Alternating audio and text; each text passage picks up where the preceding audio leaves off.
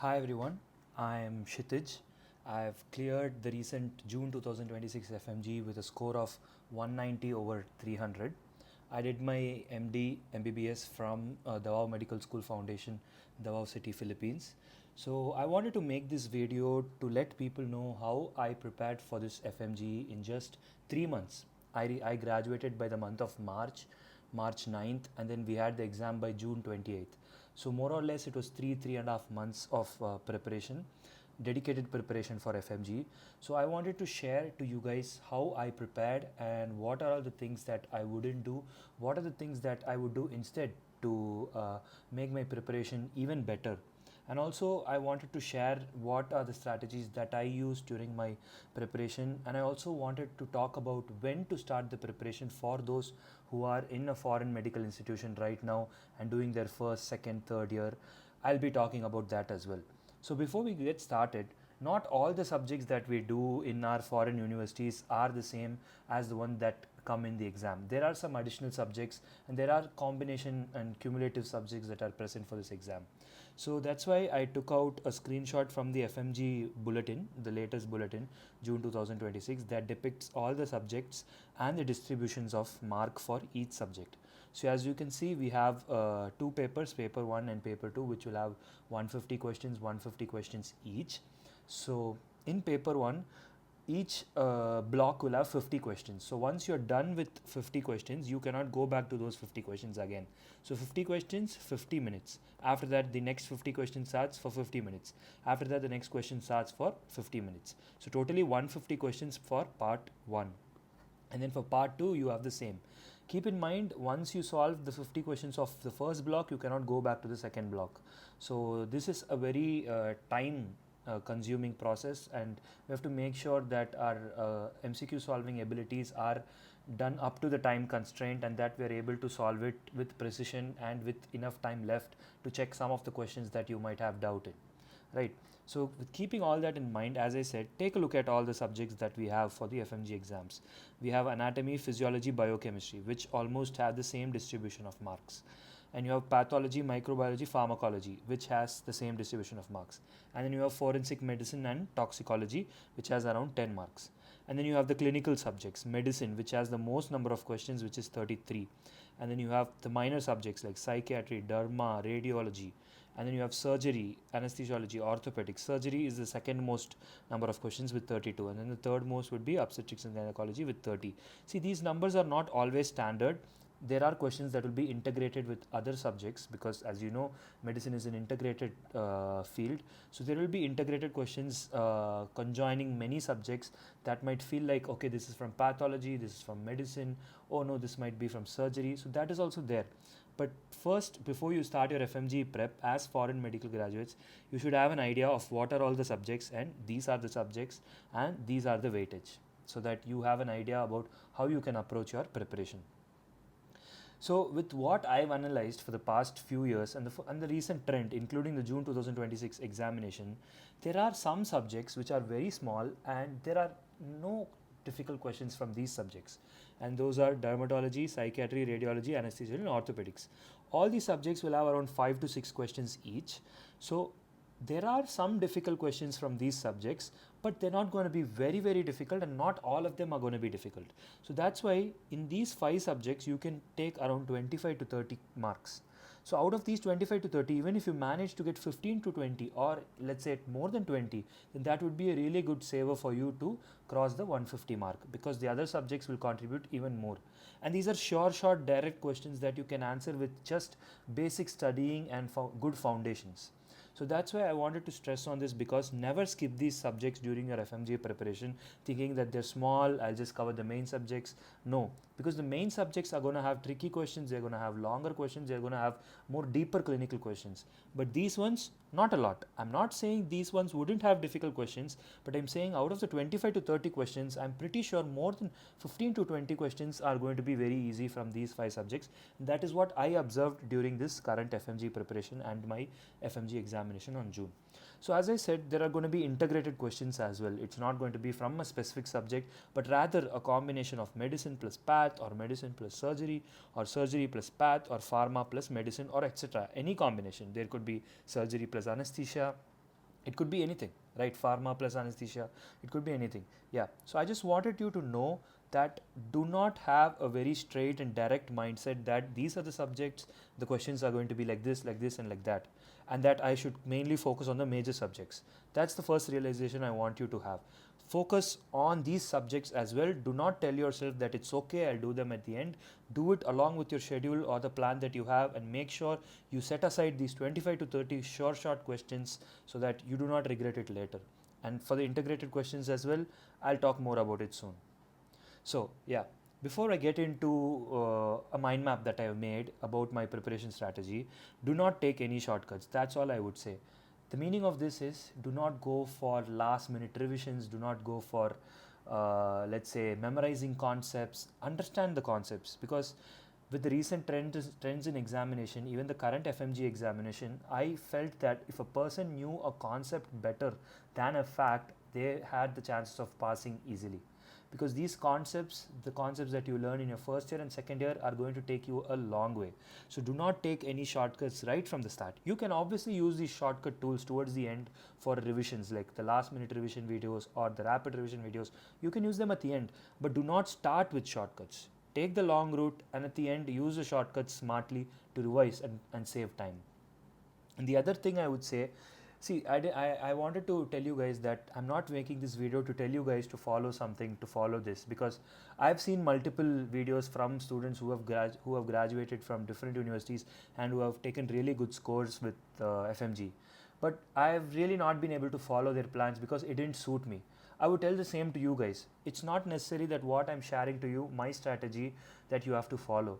You can just check this one out. You can always go to your teachers, for the lecturers who have experience, 20-30 years of experience in teaching FMG students. They will have the best advices for you, the best revision plans for you than the students who've just cleared the FMGs. But again, it's totally up to you. If you find that a plan or a strategy is better for you, you can totally go ahead and try it, and if it's working for you, then good. So these are the two reminders I wanted to give it to you. Do not take any shortcuts, and create your own plans and study schedules. Take suggestions and advice from the seniors, and especially from the teachers and the doctors who have the most experience. So yeah, so I've decided this, I've made this discussion into 3 parts. The first part would be studying, second part would be practice, third part would be analysis. So studying would cover 2 kinds of things, which is studying concepts and studying facts. Number 2, practice, would cover solving MCQs, participating in test and discussions, and doing grand tests. Part 3, the analysis, I'll talk about making a 20th notebook, because we have 19 subjects, right? The 20th notebook is going to be like a revision notebook, and the real-time analysis of MCQs and the revision. So these are the 3 parts that I'm going to discuss in this video. So first, let's start with studying.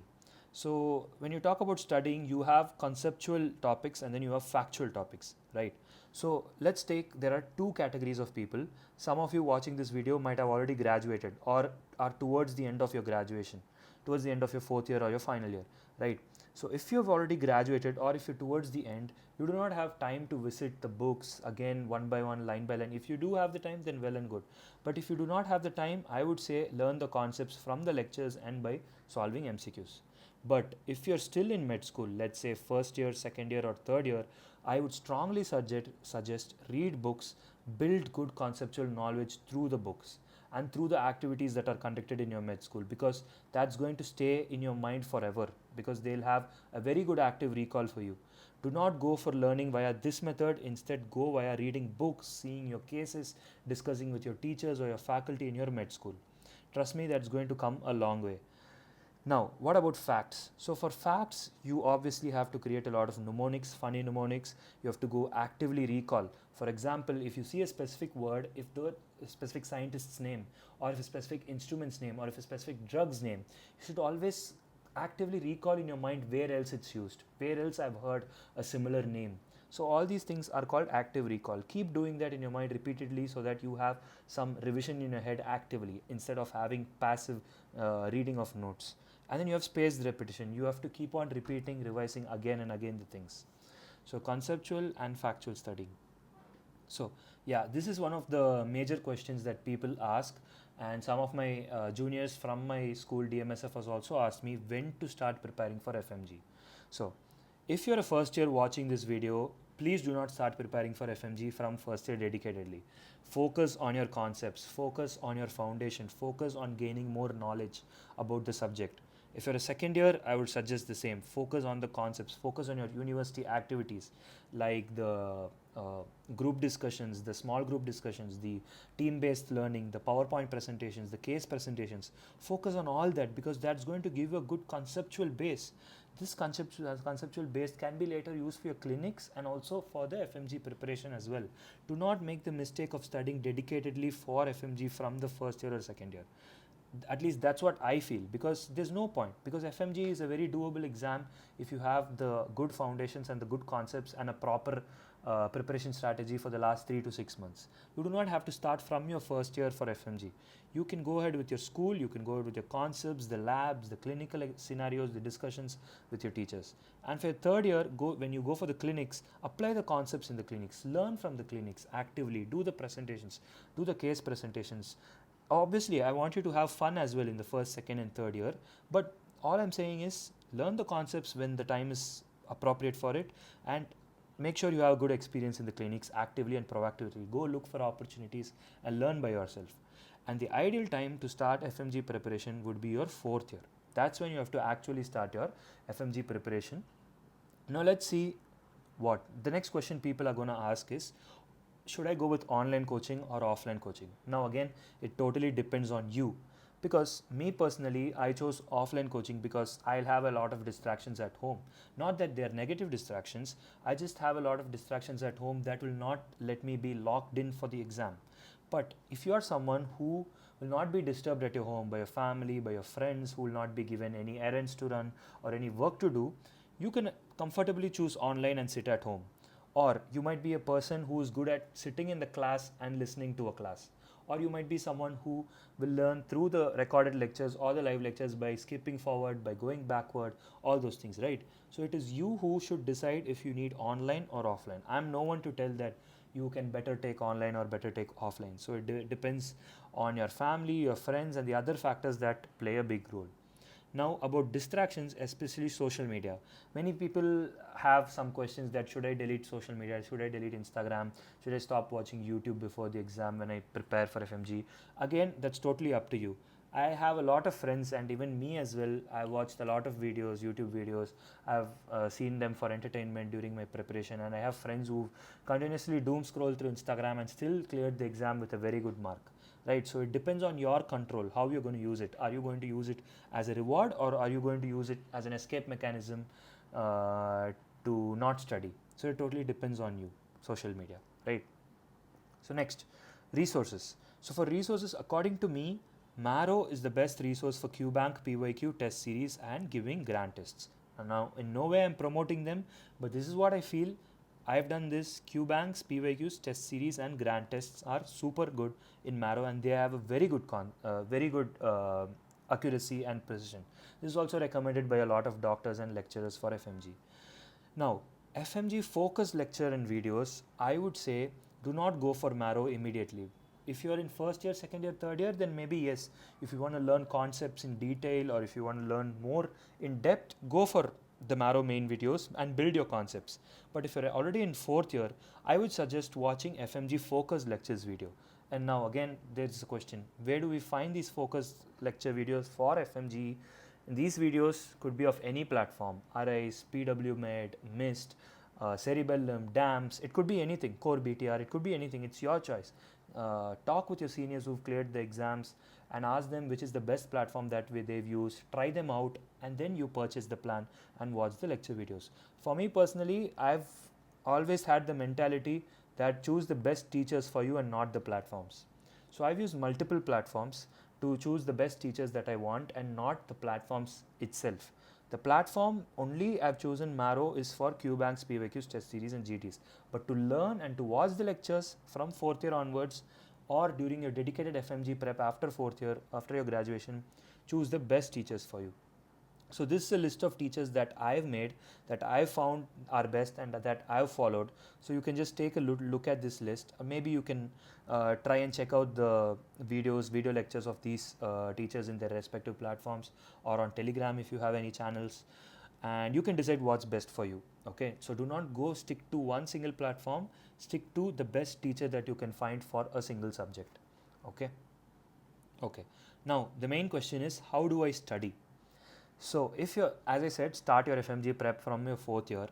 If I were you, what I did was, I did the lectures, the lecture based videos, the FMG focused lecture based videos of these platforms. I personally did Arise for most of the things, as you can see the list here, and for some faculties I've done some other platforms as well. So I'll watch those lectures, take notes, do all the previous year questions of FMG, NEET PG and INICT exams in the Marrow app, and revise the notes parallelly while solving the questions. And after that, revise the notes again. Okay, this was my strategy. Now, but the better strategy I would suggest for people who are appearing for the next FMG exams is this one, because the concept of previous year topics and previous year questions have been significantly reduced. If I'm not wrong, in the June 2026 examination, not more than 100 questions were from the PYQs or from the PYTs. Although there were questions from the PYTs and PYQs, they were not direct from the PYTs itself. They were PYT adjacent topics, things that you see for the first time, but you know that it's there. Right, so you are usually confident with PYQs because what everyone says is do PYQs, do PYQs, do PYQs. So you are super confident, but they have a slight, in the real exam, when there is a slight deviation from the PYQs to some adjacent topics, you are not very clear about the picture. You can see some part of it, but not the whole part of it. Right, so you are able to eliminate two options, but not the other two options, and decide the final one answer. So to avoid that, I've seen a lot of teachers say this, go ahead and do the Q banks. So Q banks, after the lecture or notes, go ahead and do the Q banks of Marrow or whatever app that you find comfortable. For me personally, it would be Marrow because they have very good standard questions and explanations. Do the Q banks because these Q banks do not contain the previous year questions. Instead, they contain the previous year adjacent topics that are similar to the weightage topics that you find in the actual exams, questions that have never come before. So when you're used to seeing these Q banks and the new questions for the first time, your mind gets adjusted to it. So when you go to the exam hall and when you see a new question or a new concept not from the PYT or the PYQ, you are not really uncomfortable. Instead, you can take up that question with more confidence. That's what even I felt while giving the exam this time, because I saw a lot of new questions that I had to use logic and guesses and elimination to answer those questions. But if you've completed all the Q bank questions, the topics apart from the PYT initially, then no one can beat you. You are ready throughout the period of the examination. So after that, you do your revision, and then you do the PYQ revision just before the exam. 1 or 2 months before the exam, you do the PYQ based revision. So don't miss out on that, PYQ, PYT. But initially, when you start preparing, do the Q banks. And then you do the first revision, second revision, third revision. How many ever revisions do you want? So what about practice? So as I said, go for Q banks, which will have image based questions and video based questions. Now I know there's a little bit of over exaggeration about video based questions, but me personally, I'll tell you, I can give you assurance that if there is around 15 to 20 video based questions, in that more than 75% of the questions are solvable if you know how to solve the image based questions. Right, so don't take a lot of stress on that. Have some decent good practice, you'll be able to do it.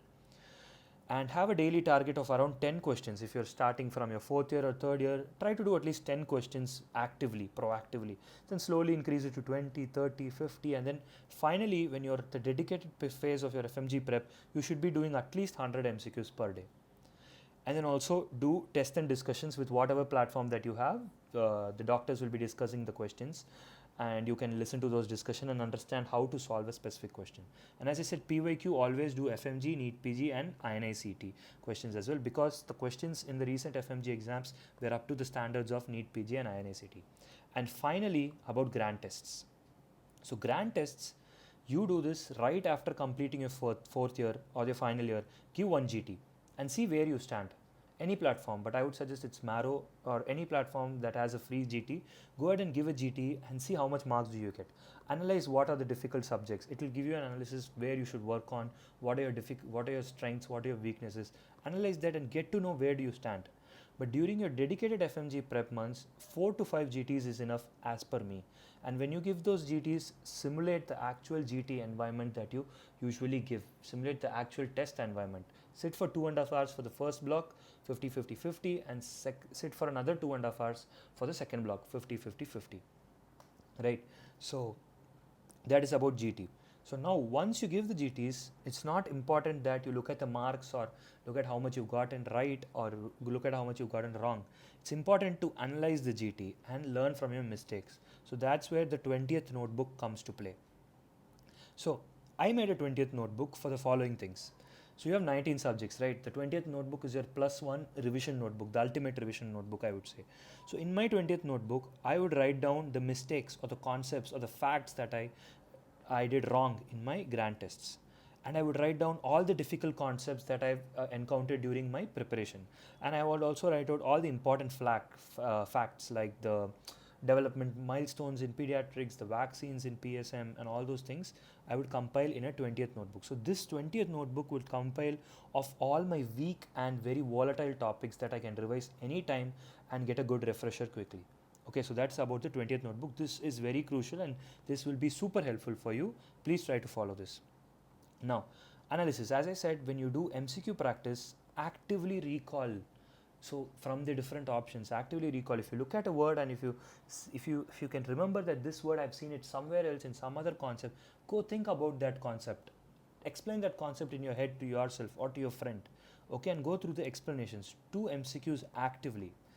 And finally, as I said, actively learn from your mistakes as well. So whenever you solve an MCQ, if you get it right, okay, yeah, you deserve a credit, okay, but if you get it wrong, make sure you learn that MCQ or concept right away, right in that moment, without any procrastination, and tell yourself, I'm not going to make a mistake in this concept if it's going to be asked in any other way again or if in the same way again. So actively learn from your mistakes. And finally, revise. I'm not going to give you a specific number of times on how much you should revise. Revise until you feel confident about that subject. Okay. Yeah, so finally, I'd like to say it's not necessary that you have to follow what I have just told you. It's just what I have done. It's just a suggestion from my side. You can take some parts from here, some parts from someone else that you've asked advice for, or from the doctors or the lecturers that you will meet when you have the FMG coaching, and you can apply that to your FMG preparation. So again, do not take any shortcuts. Build your concepts. If you're first year, second year, third year, build your concepts, develop the clinical eye. Fourth year onwards, start preparing for FMG. It is easily doable if you have the right concepts and good smart work and hard work towards the end of your preparation. Okay, so thank you. If you have any doubts, you can contact me on Instagram at any time at this ID Kshithij_and1 or in my Telegram Dr. Kshithij. Okay, thank you.